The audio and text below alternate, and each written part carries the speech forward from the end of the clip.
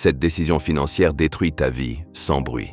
Personne ne t'a jamais volé ton argent. Tu ne l'as pas perdu d'un coup. Tu l'as détruit lentement par une décision que tu prends encore aujourd'hui, sans t'en rendre compte. C'est accepter une vie financière par défaut. Tu acceptes un revenu plafonné, des dépenses automatiques, des choix financiers jamais remis en question.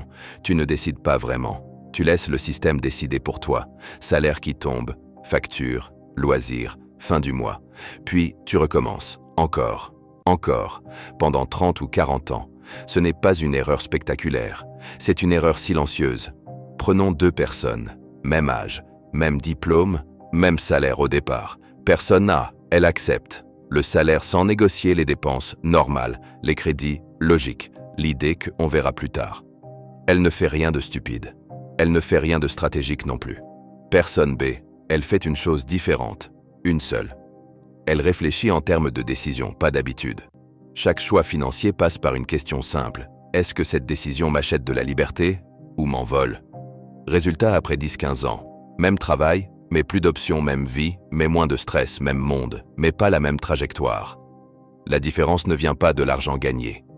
Elle vient des décisions invisibles, répétées chaque mois. Voici ce qui se passe si tu continues à ne pas décider consciemment. Rien. Pendant longtemps. Et c'est ça le piège. Puis un jour, tu réalises que tu ne peux pas t'arrêter de travailler, tu réalises que ton temps ne t'appartient pas. Tu réalises que chaque imprévu te met en danger, pas parce que tu as échoué, mais parce que tu n'as jamais choisi. La vraie pauvreté, ce n'est pas manquer d'argent, c'est ne pas avoir d'option. Et chaque décision financière non réfléchie t'enlève une option future. Silencieusement, sans alarme, sans avertissement. La solution n'est pas magique, elle est inconfortable. Donc la majorité ne la fera jamais. Règle numéro 1.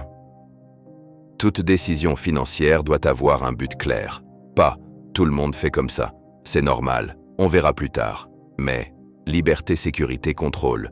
Si une dépense, un crédit, un choix de carrière ne sert aucun de ces objectifs, il te vole du futur. Règle numéro 2. Automatise ce qui t'aide, pas ce qui t'endort. Automatise. L'épargne, l'investissement, la réflexion stratégique.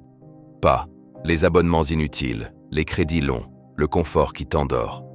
Règle numéro 3, décide plus tôt que les autres.